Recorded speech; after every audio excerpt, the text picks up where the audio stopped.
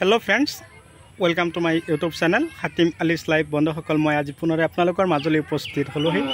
आज मोर आलोच्य विषय एटा दुटा तिनिटा लगते आरो एटा खेती चारिटा खेतिर भिडिओ आज आपनालोकলৈ কৈ পঠিয়াইছো। आपनालोके आशा करो मोर भिडिओটো स्किप नकराকৈ आरम्भणिर পৰা শেষলৈকে निश्चय চাব। আজিৰ ভিডিঅ'টো আপোনালোকৰ কাৰণে অতিকে গুৰুত্বপূৰ্ণ ভিডিঅ' হ'ব। এই কাৰণে কৈছোঁ এনেকুৱা ধৰণৰ জৰ্জৰিত সমস্যা আমাৰ মাজত হৈ পৰিছে। তো কথাটো হ'ল কি, যিটো সমস্যাৰ কথা আপোনালোকক কম আজি আপোনালোকৰ সবৰে খেতিত আজিকালি এনেকুৱা ধৰণৰ সমস্যা। তাৰ কাৰণ যিটো আমাৰ অসমৰ যিটো ৰ'দৰ টেম্পাৰেচাৰ দিনক দিনে কিন্তু বৃদ্ধি পাই আছে আৰু পোকৰ আক্ৰমণ কিন্তু দিনক দিনে বৃদ্ধি পাই আছে। আপোনালোকে গছৰ যিখিনি ফল ধৰিছে ফল কেইটাৰ অৱস্থা আপোনালোকে চাব পাৰিছেনে? এইবিলাক পোকৰ অৱস্থা, পোকে এনেকুৱা কৰিছে যিটোক নাম আমি কওঁ বৰল, হালধীয়া হৈ গৈছে আৰু যিবিলাক ফল ওলাই থাকে এইবিলাক সব আপোনালোকক যে দেখুৱাই আছোঁ এইটো হ'ল ভাত কেৰেলা। এই ভাত কেৰেলাবিলাক চাওক, গছৰ ফুলৰ পৰা মাত্ৰ ডাঙৰ হ'বলৈ আৰম্ভ কৰে তেতিয়া কি হয়, বৰলে ফুটা কৰি দিয়ে। সমস্যা সমাধান আছে, মই আছোঁ যদি আপোনালোকে টেনশ্যন কৰাৰ দৰকাৰ নাই। ঔষধখিনি মই আপোনালোকৰ কাৰণে যেনেকৈ যোগান ধৰিব লাগে A to Z আপোনালোকক মই যোগান ধৰিম। আজিও মই ডেলিভাৰী দিলোঁ, লাওৰ গুটি পঠিয়াই দিলোঁ, দানা পঠিয়াই দিলোঁ আৰু এঠাইলৈ মই কেৰেলাৰ গুটি পঠিয়াই দিলোঁ, লগতে মই দানা পঠিয়াই দিলোঁ, জিকা খেতিৰ দানা যোৱাকালি পঠিয়াইছোঁ। তো আপোনালোকৰ যদি তেনেকুৱা ঔষধ দানা প্ৰয়োজন হৈছে তেনেহ'লে আপোনালোকে মোক যোগাযোগ কৰিব। ডিছক্ৰিপশ্যনত থাম্বনেইলত অলৰেডি মই নাম্বাৰ লগাই দিছোঁ, সেইটো নাম্বাৰত আপোনালোকে যোগাযোগ কৰিব আৰু যি ঔষধ লাগে যেনেকুৱা ধৰণৰ সমস্যা আপোনালোকৰ খেতিত হৈ থাকক মই আপোনালোকক এনেকুৱা ধৰণৰ ঔষধ দানাৰ যোগান ধৰিবৰ কাৰণে প্ৰস্তুতি ল'ম বুলি মই আশা ৰাখিলোঁ। তো ইয়াত চাব পাৰিছে কোমোৰা, এইটো হ'ল কোমোৰা খেতি। সৰু সৰু কোমোৰাবিলাক চাওক, হালধীয়া হৈ যায়, হেতা পৰা হৈ যায়, ৰঙা হৈ যায়। চাওক এই কোমোৰাটোৰ ওপৰত আৰামত বহি বহি চাব পাৰিছে, বৰলটো চাব পাৰিছেনে? এই এনেকুৱা ধৰণৰ বৰলবিলাক আমি খেতিৰ পৰা আঁতৰাব লাগিব, তেনেহ'লে আমি কোমোৰাবিলাক খেতিত সুস্থ সবল হিচাপে আমি ৰাখিব পাৰিম। চাওক কি ধৰণৰ অৱস্থা কৰিছে বৰলে, চাব পাৰিছে, কিবা ৰস ওলায়। চাওক এটা এটা কোমোৰা বজাৰত বিকিবলৈ হ'লে আমাৰ 30-35 টকা আমি বিকিব পাৰোঁ। তো আৰু এটা খেতি আপোনালোকক দেখুৱাইছোঁ, এইটো হ'ল তৰৈ খেতি।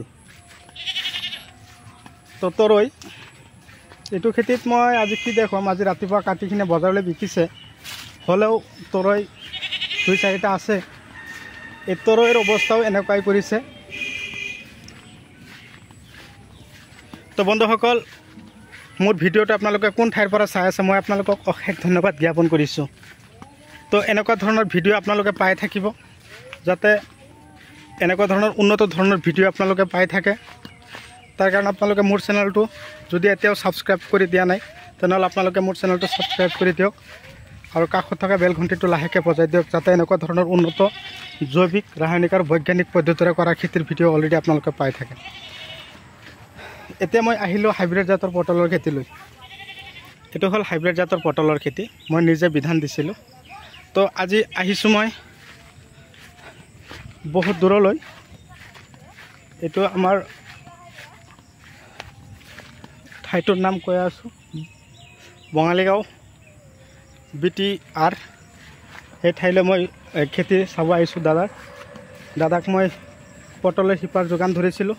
তো আপোনালোককো ধৰিম, কোনো কথা নাই। আপোনালোকৰ যদি পটলৰ শিপাৰ কিবা প্ৰয়োজন হৈছে তেনেহ'লে আপোনালোককো মই পটলৰ শিপা দিবৰ কাৰণে প্ৰস্তুতি ল'ম। চাব পাৰিছে গছত কি ধুনীয়াকৈ পটল লাগি আছে, হাইব্ৰিড জাতৰ পটল। তো আপোনালোকৰ যদি তেনেকুৱা পটলৰ শিপা লাগে মোক আপোনালোকে এইটো ধৰক জুলাই আগষ্টৰ পৰাই মই দিয়া আৰম্ভ কৰিম। আপোনালোকে খেতিত আগতীয়াকৈ লগাব, আগতীয়া গছ আপোনালোকৰ চাঙত উঠাই দিব। এনেকুৱা ধৰণৰ পটল আপোনালোকৰ খেতিটো ধৰিব বুলি মই আশা কৰোঁ। তো সমস্যাটো মানে কি হ'ল, টেম্পাৰেচাৰটো বাঢ়ি গ'ল, ৰ'দৰ উত্তাপ বাঢ়ি যোৱাৰ ফলত আমাৰ গছ গছনি বা চব্জিবিলাকৰ নানান ধৰণৰ সমস্যা। এই ওপৰত দিয়া চাংটোৰ যিটো প্লাষ্টিক আছে সেইটো গৰম হৈ যায়, গছৰ আগবিলাক মৰি যোৱাৰ সম্ভাৱনা হৈ থাকে। তাৰ লগতে ইফালে পোকৰ আক্ৰমণ বাঢ়ি গৈ আছে। গছত থকা সৰু সৰু কলিবিলাক পোকে আৰামত বহি বহি খাই আছে। তাৰ কাৰণে আপোনালোকে দাহাত স্প্ৰে কৰি দিব লাগিব আৰু ফাংগিচাইড লাগিলে লোখন দি স্প্ৰে কৰিব। তাৰ লগতে পোকে আগবিলাক যদি এনেকৈ একদম পুৰা একদম ফুলাই দিয়ে, পাতবিলাক ফুলি যায়, তেনেহ'লে আপোনালোকে গ্ৰাছিয়া স্প্ৰে কৰিব, গডৰেজ এগ্ৰোভেট কোম্পানীৰ। তাৰপিছত তাৰ লগতে মই আৰু এটা ঔষধৰ নাম কৈছোঁ, এইটো হ'ল চেমোডিছ। বৰ্তমান আমাৰ মাজত ভাল এটা এই চেমোডিছৰ কাষ্টমাৰ বহুত টানি আছে এই ঔষধটো চেনজেণ্ডা কোম্পানীৰ। তো আপোনালোকৰো যদি তেনেকুৱা ঔষধ দানা আপোনালোকৰ খেতিত যদি যথেষ্ট ফলন ধৰাব খুজিছে, তেনেহ'লে KGF2 দানাটো আপোনালোকৰ দিব, হিমোপ্ৰ, এইবিলাক ভাল ভাল কোম্পানীৰ দানা আপোনালোকে দিব।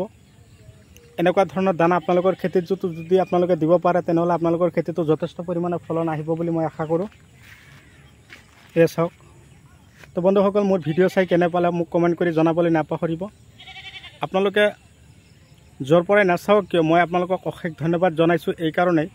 তো আমাৰ দাদা বাইদেউসকল কিন্তু বৰ্তমান এতিয়া কিন্তু বহি থকা নাই, চবেই কিন্তু খেতি বাতিৰ ওপৰত মনোযোগী হৈছে, আকৰ্ষিত হৈছে। খেতি বাতি কৰাৰ কাৰণে বহুত তাৰমানে নিজৰ প্ৰতিভা দেখুৱাবৰ কাৰণে হেৰি কৰিছে। মোৰ তাত যিকেইটা ফোন আহি আছে, মই কিন্তু নিজে অনুভৱ কৰিব পাৰিছোঁ যে লাহে লাহে খেতিৰ ফালে আগুৱাই গৈ আছে।